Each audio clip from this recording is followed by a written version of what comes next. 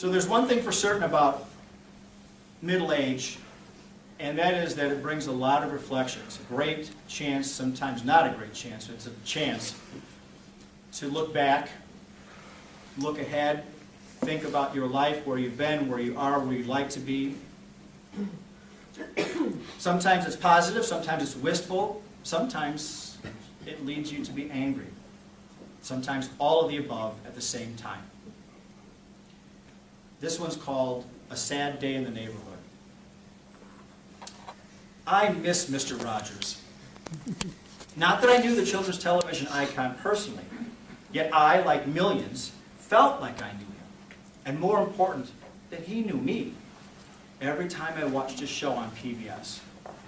He knew what I was thinking and feeling, what hurdles I had struggled to clear in my young life, and in that knowing, there was a special connection, a unique bond that made Fred Rogers a father or grandfather figure to everyone who grew up with his kind face, easy, just loud enough to be heard because there's no need to talk louder voice, an endearing, childlike, but not childish television pattern.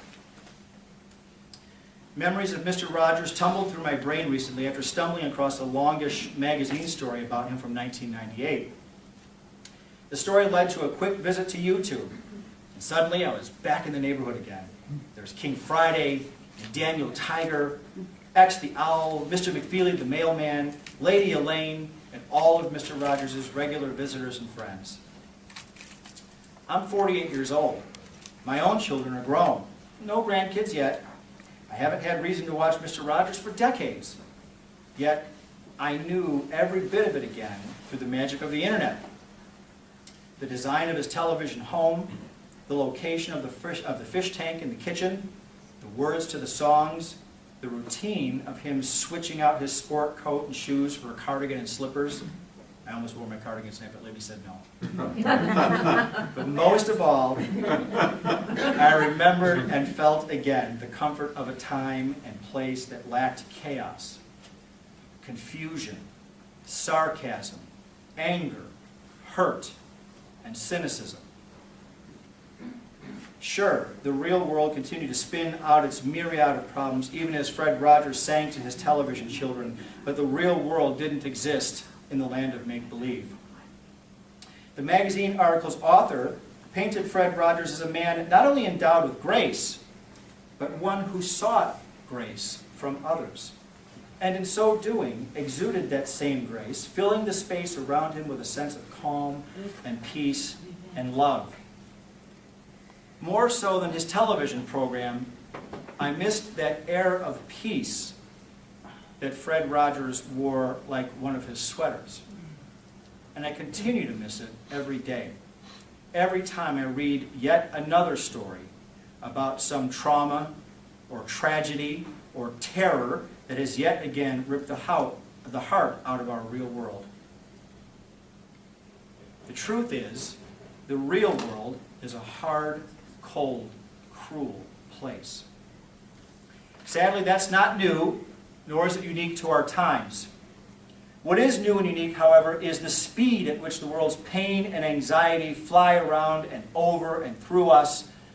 Thanks to the 24-hour news cycle and the internet, our insatiable lust for judgment constantly produces envy, doubt, loathing, hatred, and covetousness faster than we can even consume it. We are pounded and pounded and pounded like nails into too hard wood by hammers of negativity and darkness and evil until we, or at least I, get physically ill. And just when it seems like we can't take one more blow to the head, an old article about Mr. Rogers appears. Out of nowhere. Well, actually it was on Facebook. A story about a man so pure, so good-hearted and kind and empathetic and loving that it's easy to mock him now, years after his death. He seemed literally too good to be true. Isn't that the saddest statement of all? That some, many, me, would tease and mimic and belittle a man for his sheer and utter goodness. I'm sure that Mr. Rogers wasn't perfect. This particular article did not accuse him of anything untoward. No screaming revelations of child molestation or skimming money from the PBS coffers or even keeping his iconic sweaters and slippers after the last of his 865 original episodes of his show. Still, he was human, flawed like the rest of us, except that he wasn't. Fred Rogers, an ordained minister, asked and thanked people for praying for him, because he knew that the act of praying infuses both the prayor and the prayee with spiritual power and life. Fred Rogers celebrated a child's wondrous capacity for mental invention and spiritual intervention. Fred Rogers knew the ability that we all have, though few recognize it, much less use it, to heal a broken soul by simply joining hands and hearts, offering a hug, and just listening. Fred Rogers, who rose and went to bed early and never wasted a minute of his precious God-given time watching television, the very medium through which we came to know and love him, understood and valued the holy majesty inherent in silence, which creates and sustains peace. Fred Rogers' world wasn't much different than ours is today, but Fred Rogers was.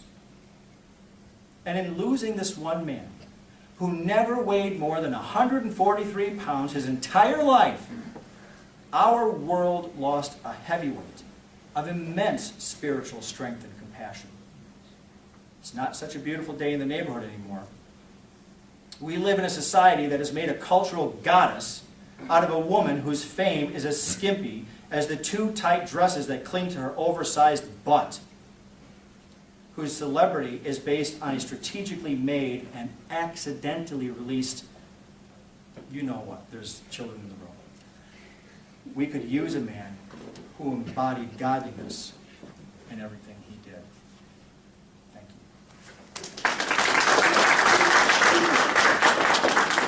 you. The child is not Adriana, that's not who I was referring to. Anyway, more reflection. So in the course of reflecting, again, help He doesn't make any promises. sometimes that reflection is regretful. I, in a flash, came to understand that sometimes, maybe more than once, I'd been kind of a jerk to my wife. You tell her to shut up. Actually, truth be told, I realized that years before middle age, and have spent a long time trying to apologize about every third day. So, here is one of those apologies. This is a poem called Bridge. I have failed you in 1,000 ways, in 1,000 moments, for 1,000 days. Through undeserved, shaded jealousy, barking acidic words, love strong, but flesh weak. Passionate embraces left unmade, full heart, yet empty arms, leaving spirit scathed. Faithless doubt, heading a trail of fears. Untrue concerns, looming, drawing drowning tears. Yet your patience, soft as morning dew, you accept my flawed soul, God's live grace in you. Your glory, my troubled spirit lights, lifting to a higher ground of brilliant sights. For this I will be the bridge that you cross from fields of pain to joy, where nothing is lost, honoring you in 1,000 ways, in 1,000 moments, for 1,000 days. Keep that in mind the next time I'm an ass.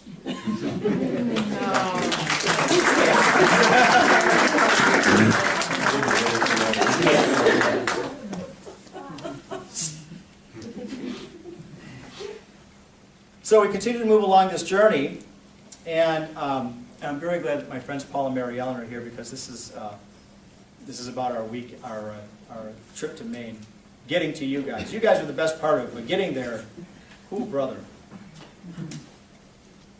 Things kind of came to a head about 2 years ago when Kelly and I were on vacation in Pennsylvania, headed to Maine to spend 8 days with two of our very best friends.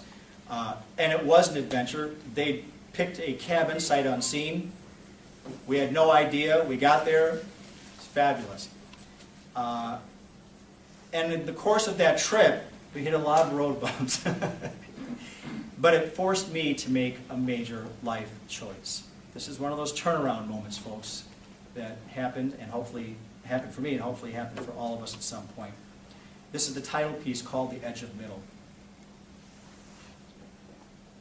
And there is some language in this, so I'll modulate it. Is she gone? Whew, I didn't curse. All right.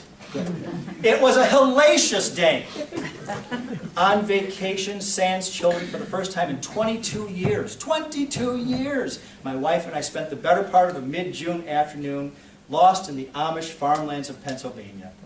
It was the first leg of a 2-week trip to celebrate our 25th wedding anniversary.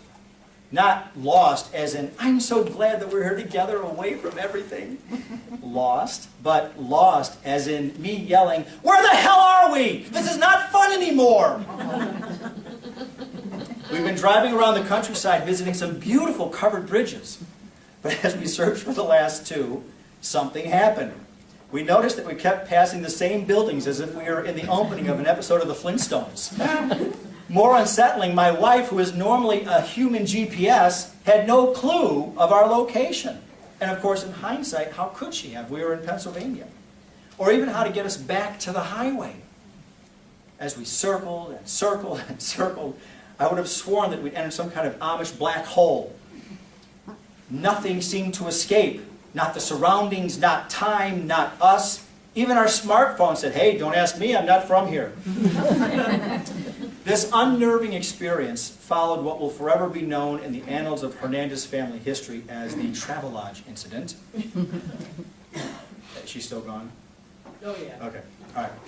To spare the reader the full burden of our immense horror, I'll condense.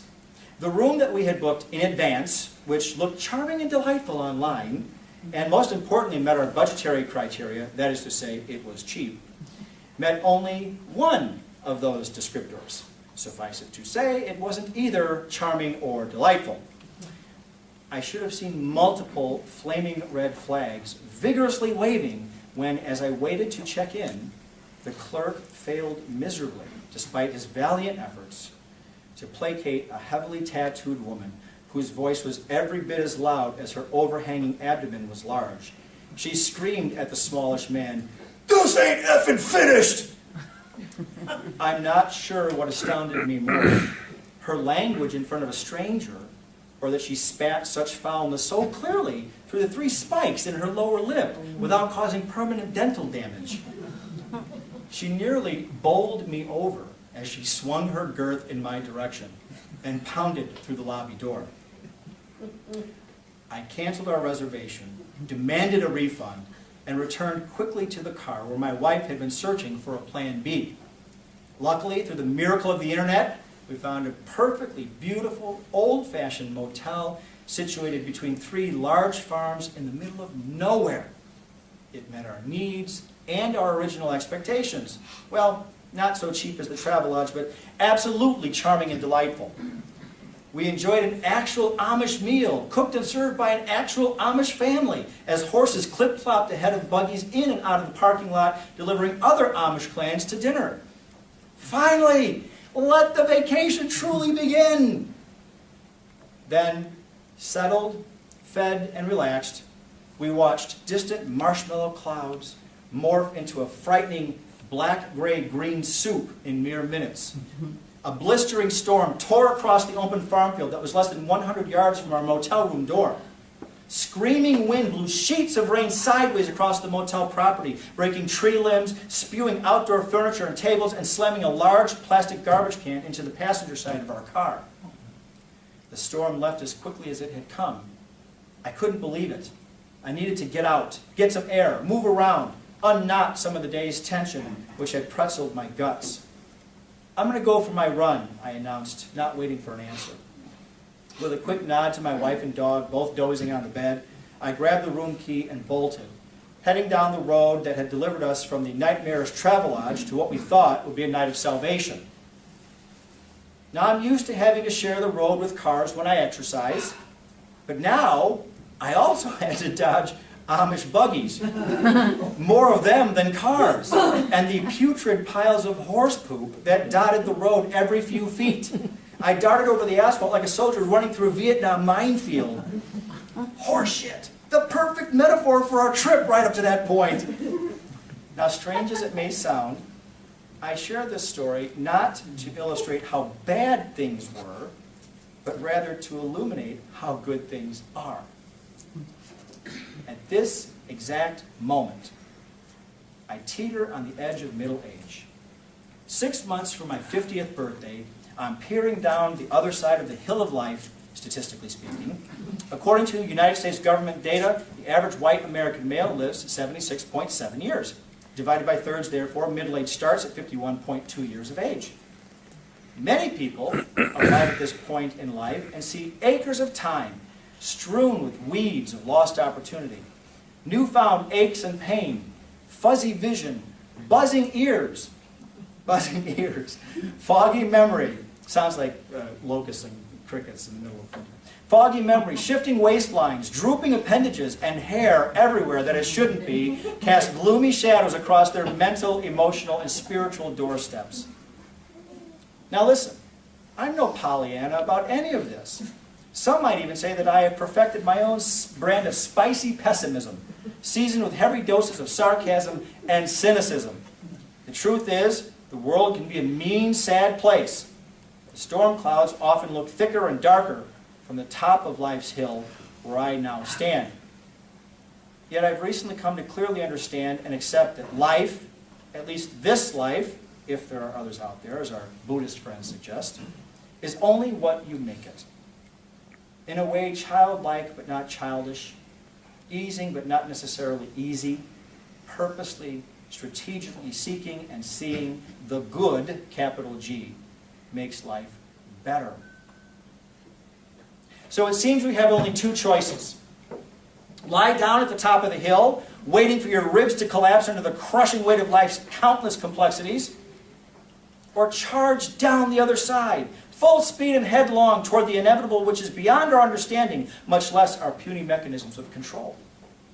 Gulping the exhilarating air of joy and friendship and wonder and enlightenment, living lives of simplicity, modesty, truth, peace.